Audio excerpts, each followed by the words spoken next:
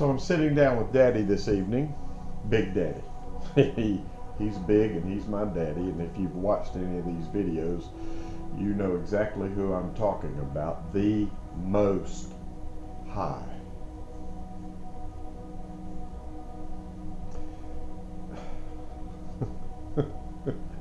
And as is my custom, I get my digital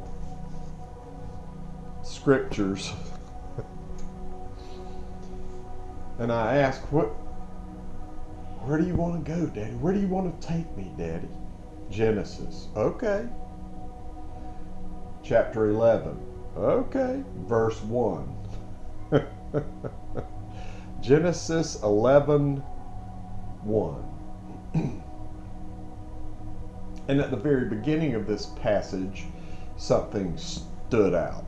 Because this morning when I was sitting with Daddy, he kind of dropped a bomb in me.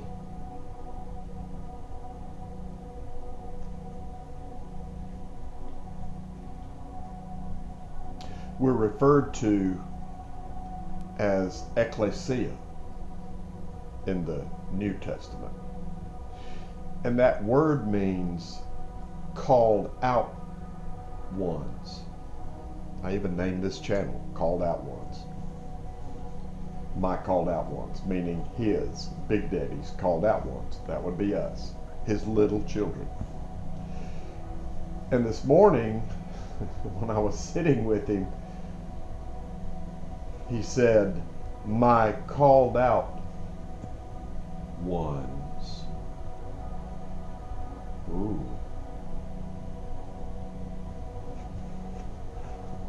My called out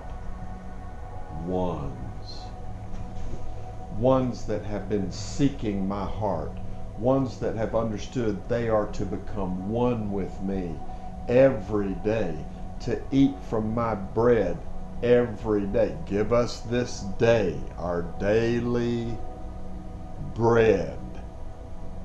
Daily.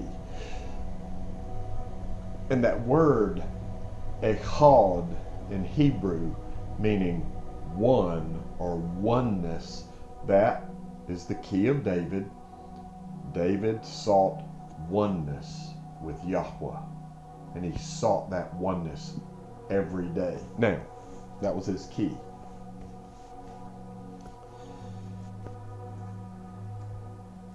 And this morning, it just kind of, my called out ones. It's not like my called out ones. It's my called out ones. Oh, so that was this morning. Now tonight I'm sitting down, and Genesis 11:1, it starts out. Now I'm going to read the King James English. And the whole earth was of one language and of one speech. But the Hebrew literal translation reads, and he was all the earth one lip, and words ones. Now, we know that to mean that there was one language at that time. This was after the flood, and the descendants of Noah had become totally corrupted once again, and it was getting kind of crazy. And we're going to read some of that passage here, but this just kind of stood out. And he was all of the earth, one lip, one language, and words, their words were ones. That same Hebrew word, echad. Their words were ones. This is going to be really good. Stay with me. Remember that point. My called out ones who are seeking oneness with the Father and with each other. And in this time, this wild bunch, their words were ones. Okay? Hold that thought. And it came to pass as they journeyed from the east that they found a plain in the land of Shinar, whatever, and they dwelt there. And they said one to another, Go to, let us make brick and burn them thoroughly. And they had brick for stone, and slime they had for mortar. And they said, Go to, let us build us a city and a tower whose top may reach unto heaven, and let us make us a name. Let us make us a name. Let us make us a name. Unless we be scattered all across the face of the whole earth. Now, before I proceed with the English reading of this passage,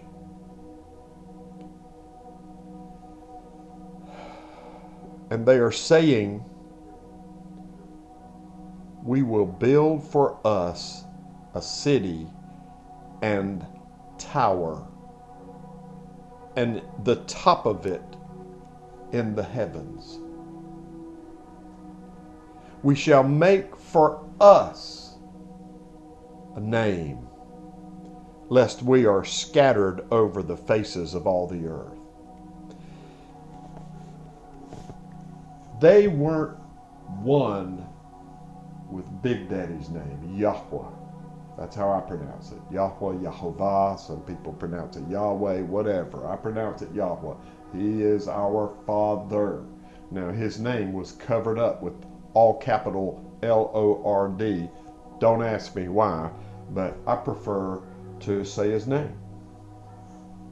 A lot of people on the earth won't say his name. Don't ask me why. But these people wanted to make a name for themselves, and they wanted to build a city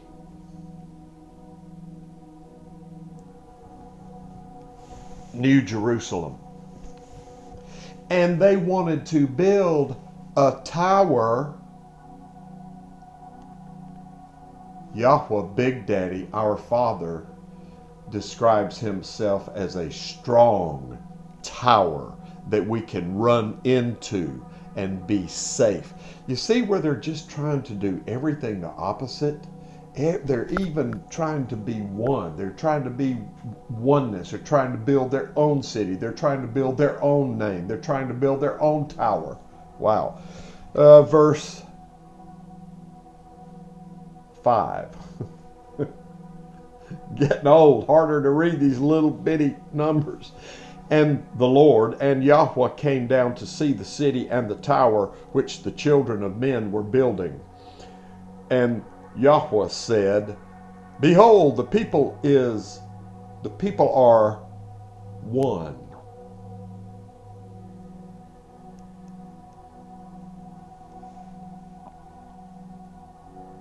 Hold that thought.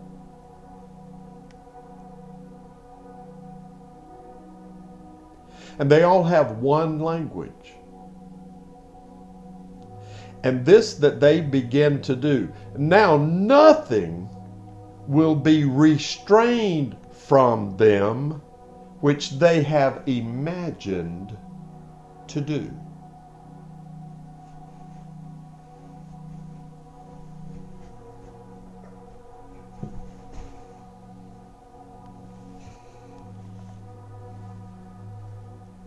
And Yahweh said, behold, same verse, behold, the people are one.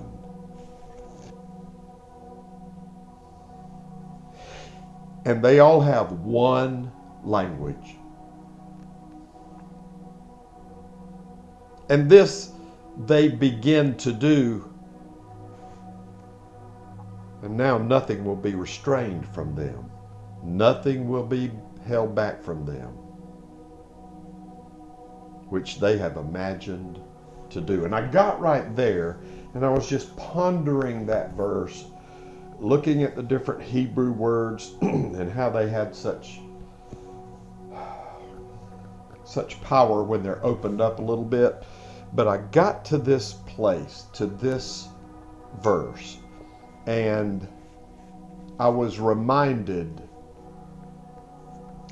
of how the Apostle Paul was referring to the church, the called out ones. And he was saying something like this. Some of you guys are the hand church. Some of you guys are the ear church. Some of you guys are the eye church, the mouth church, the heart church, the lung church, the foot church. Hey, look, guys, just because you're a hand, you need the ear. And just because you're the ear, you need the mouth. And all of you guys need the feet to walk with me. That's my paraphrase.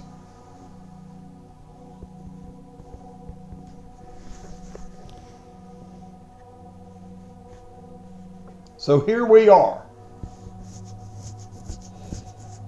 These people wanted to make a name for themselves. In Revelation chapter 3, there is a letter written to the church at Sardis. I call that the denominational church era.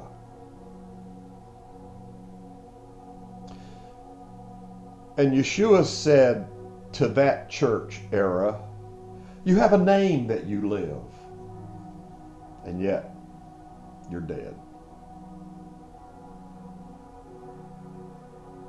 Well, we are of the hand church. We don't believe those people of the ear church are right. As a matter of fact, we think they have demons involved in their services. Well, we're the ear church, and we don't go along with those foot church people. Oh, the foot church people. They do not belong to the mouth church. Absolutely not. They're wrong. We're right. Ah! Interesting.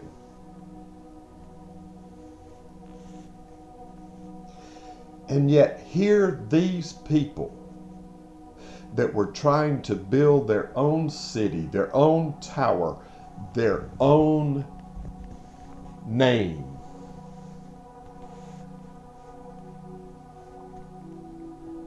As long as they were one,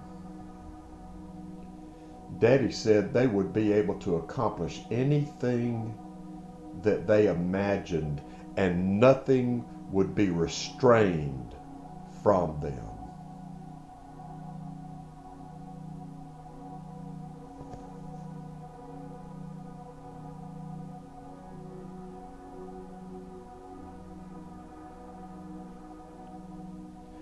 How does the ecclesia,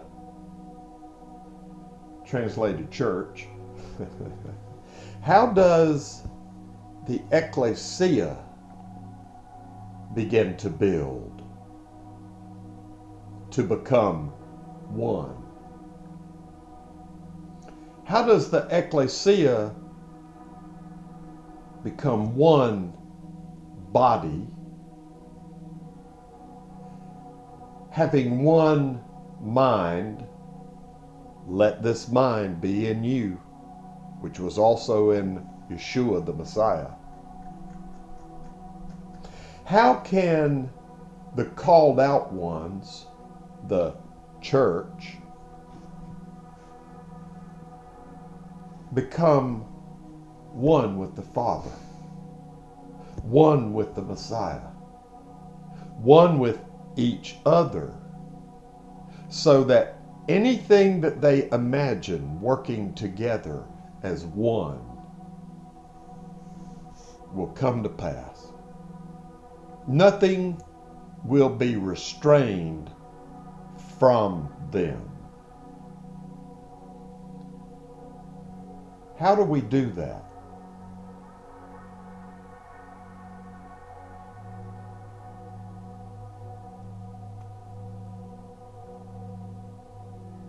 How do we do that? What are you thinking? Oh, that's impossible. Oh, well, the Lord's going to have to come down and do something special and fantastic for us to even get close to that. And yet, he said that the bride is going to make herself ready. Without spot, without one blemish. How do we do that?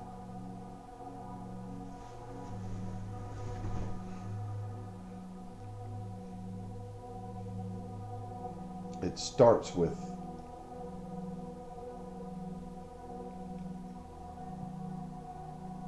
us. It starts with me. It starts with you. Seeking first the kingdom of our Father and to know His ways. To become one with Him, one with the Son, one with the Spirit, one with each other.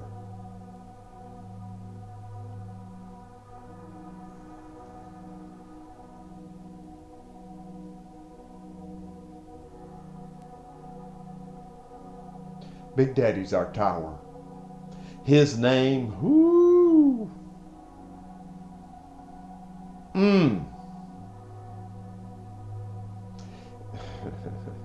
His name. He gave all of us to Yeshua. He gave all His authority to Yeshua. He gave all of His power and force to Yeshua.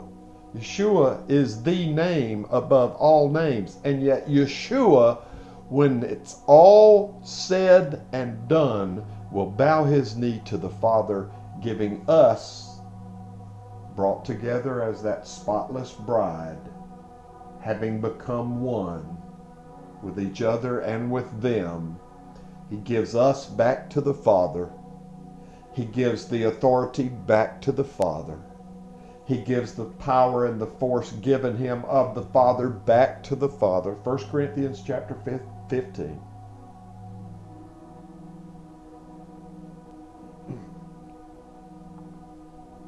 And that's when that New Jerusalem thing kicks in. Those last chapters of the Revelation. Whoa. That's where we're headed. But something has to happen first. The bride has to make herself ready. Do you not see what is going on?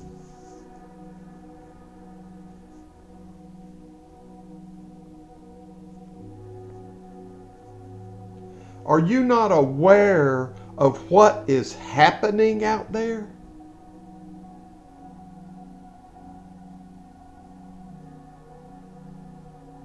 It's crazy out there. It's like these people out there now. But we can be one. You can be one with your Father. We have to do what Yeshua said. Set time apart. Preferably at the very beginning of your day. Close the door. Go in and sit with our Father. No agenda, no list, just sitting with our Father in His secret place. He's not hidden from us. He's hidden for us. He is seeking those that are seeking Him. He is seeking to be one with those who are seeking to be one with Him. John said in one of his letters, "You have no need that man teach you." You can be personally tutored by Big Daddy himself. He loves you. You are so precious to Him. You can't even fathom how precious you are to Him.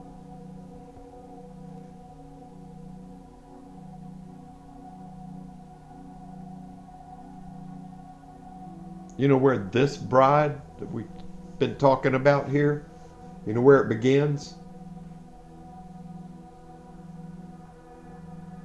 In the morning with you.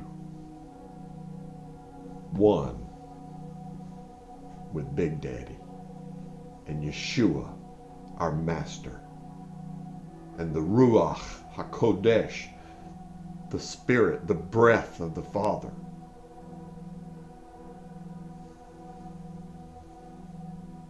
Just sit with him.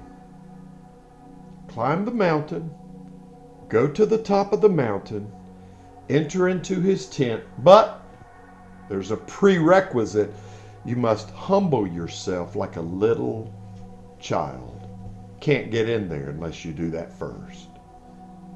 Humble yourself like a little child, seeking oneness with the Father, first thing in the morning, in a closed away place, alone.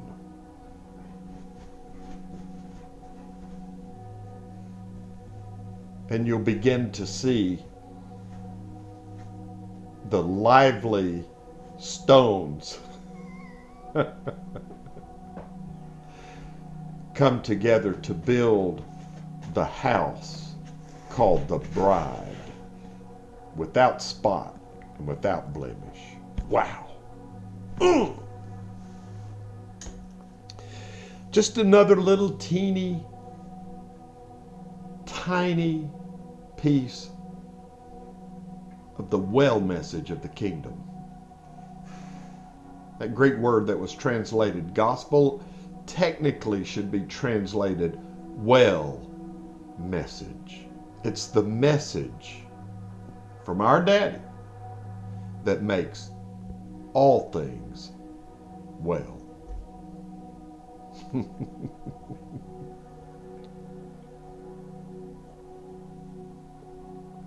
It starts with us. Let's do it.